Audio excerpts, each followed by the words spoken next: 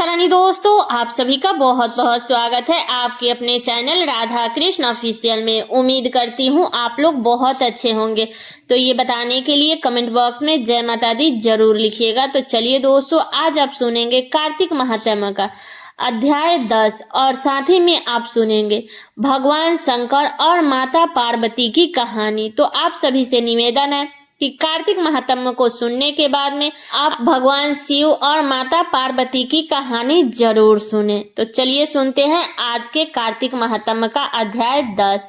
राजा पृथु बोले, हे ऋषि श्रेष्ठ नारद जी, आपको प्रणाम है। कृपया आप यह बताने की कृपा कीजिए कि जब भगवान शंकर ने अपने मस्तक के तेज को क्षीर सागर में डाला तो उस समय क्या हुआ। तब नारद जी बोले, हे राजन, जब भगवान शंकर ने अपना वह तेज क्षीर सागर में डाल दिया तो उस समय वह शीघ्र ही बालक होकर सागर के संगम पर बैठकर संसार को भय देने वाला रुदन करने लगा। इसके रुदन से संपूर्ण जगत व्याकुल हो उठा, लोकपाल भी व्याकुल हो गए, चराचर चलयमान हो गए। शंकर सुमन के रुदन से संपूर्ण ब्रह्मांड व्याकुल हो गया। यह देखकर सभी देवता और ऋषि मुनि व्याकुल होकर ब्रह्मा जी के शरण में गए और उन्हें प्रणाम करके उनकी स्तुति करने लगे। उन सभी ने ब्रह्मा जी से कहा कि हे पितामह, यहाँ तो बहुत ही विकट परिस्थिति उत्पन्न हो गई है। हे महायोगिन, इसको नष्ट कीजिए। देवताओं के मुख से इस प्रकार ब्रह्मा जी सत्यलोक से उतरकर उस बालक को देखने के लिए सागर तट पर आए। सागर ने ब्रह्मा जी को आते देखकर उन्हें प्रणाम किया और बालक को उठाकर उनकी गोद में दे दिया। आश्चर्यचकित होते हुए ब्रह्मा जी ने पूछा, हे सागर, यह बालक किसका है? शीघ्रता पूर्वक कहो। सागर निम्रता पूर्वक बोला, प्रभु, यह तो मुझे ज्ञात नहीं है, परंतु मैं इतना अवश्य जानता हूँ कि यह गंगा सागर के संगम पर प्रकट हुआ है, इसलिए यह जगत गुरु है। आप इस बालक का जात कर्म आदि संस्कार करके इसका जातक फल बताइए। नारद जी ने राजा पृथु से बोले कि सागर ब्रह्मा जी के गले में हाथ डालकर बार बार उनका आकर्षण कर रहा था। फिर तो उसने ब्रह्मा जी का गला इतना जोर से पकड़ा कि उससे पीड़ित होकर ब्रह्मा जी की आंखों से आंसू टपकने लगे। ब्रह्मा जी ने अपने दोनों हाथों का जोर लगाकर किसी प्रकार सागर से अपना गला छुड़वाया और सागर से कहा, हे सागर, सुनो, मैं तुम्हारे इस पुत्र का जातक फल कहता हूँ। मेरे नेत्रों से जो यह जल निकाला है, इस कारण इसका नाम जलंधर होगा। उत्पन्न होते ही यह तरुणा अवस्था को प्राप्त हो गया है, इसलिए यह शास्त्रों का परमगामी और महापराक्रमी, महावीर, महाबलशाली, महायोद्धा और रण में विजय प्राप्त करने वाला होगा। यह बालक सभी दैत्यों का अधिपति होगा। यह किसी से भी पराजित ना होने वाला तथा भगवान विष्णु को भी जीतने वाला होगा। भगवान शंकर को छोड़कर यह सबसे अवध्य होगा। जहाँ से इसकी उत्पत्ति हुई है, ये वहीं जाएगा। इसकी पत्नी बड़ी पतिव्रता, सौभाग्यशालिनी, सर्व सुंदरी, परम मनोहर, मधुबानी बोलने वाली तथा सिलवान होगी। सागर से इस प्रकार कहकर ब्रह्मा जी ने शुक्राचार्य जी को बुलवाया और उनके हाथों से बालक का राज अभिषेक कराकर स्वयं अंतर्धान हो गए।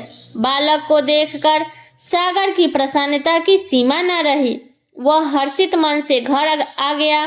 फिर सागर में उस बालक का लालन पालन कर उसे पुष्ट किया। फिर काल नेमी नामक असुर को बुलाकर वृंदा नामक कन्या से विधि पूर्वक उनका विवाह करा दिया।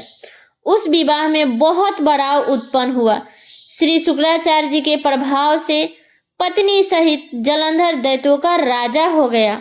तो ये थी कार्तिक महात्म्य का 10वां अध्याय। इसके आगे की कथा आप लोग अगले अध्याय में सुनिएगा। तो अब चलिए सुनते हैं शिव जी और माता पार्वती की कहानी।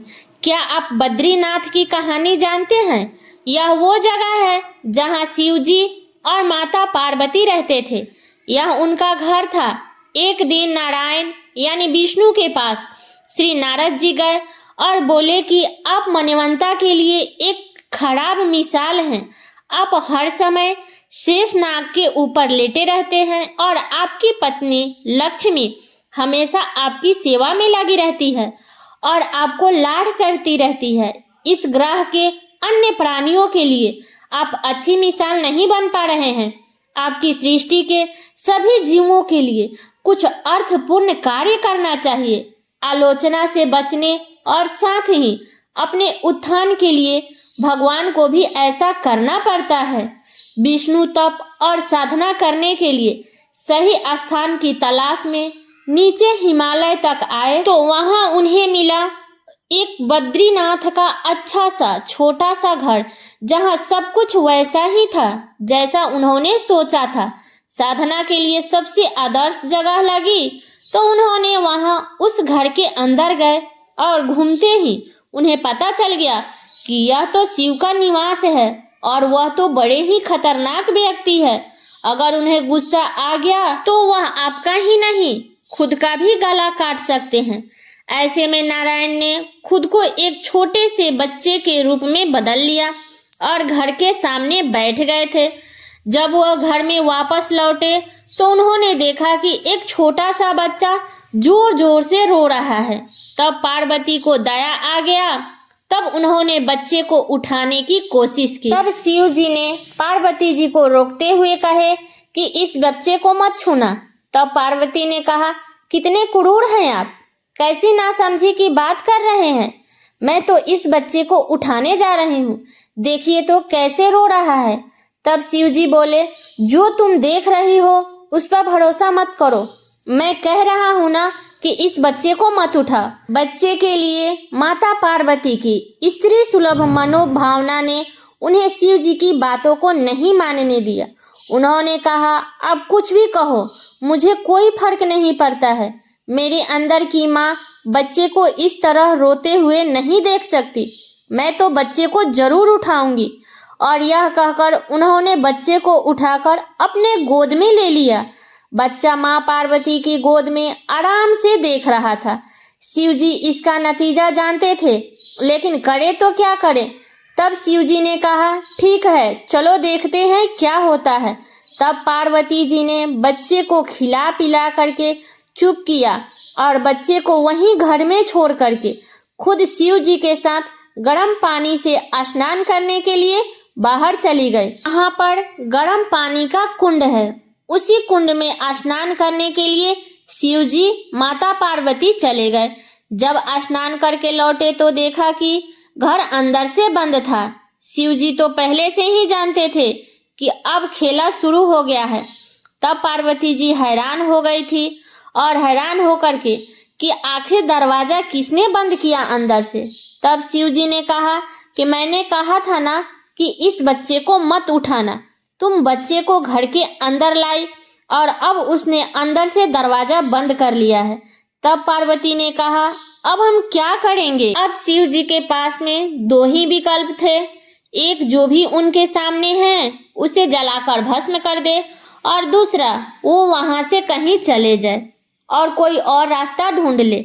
तब शिव जी ने कहा कि चलो कहीं और चलते हैं, क्योंकि ये तो तुम्हारा प्यारा बच्चा है ना, इसलिए मैं इसको छू भी नहीं सकता और अब मैं कुछ नहीं कर सकता। चलो कहीं और चलते हैं।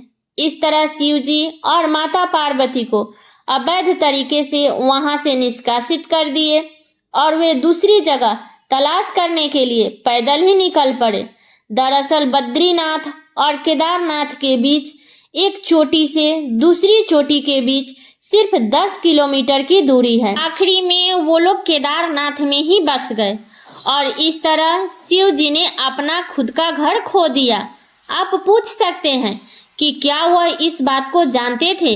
आप कई बातों को जानते हैं, लेकिन फिर भी आप उन बातों को अनदेखा कर उन्हें होने देते हैं। तो ये थी शिव जी और माता पार्वती की कहानी। तो ये कहानी कैसी लगी आप लोग कमेंट करके जरूर बताइएगा।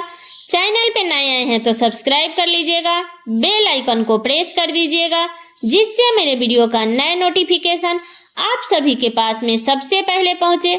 और वीडियो को लाइक कर दीजिएगा, क्योंकि आपके एक लाइक से मुझे बहुत ही मोटिवेट मिलता है।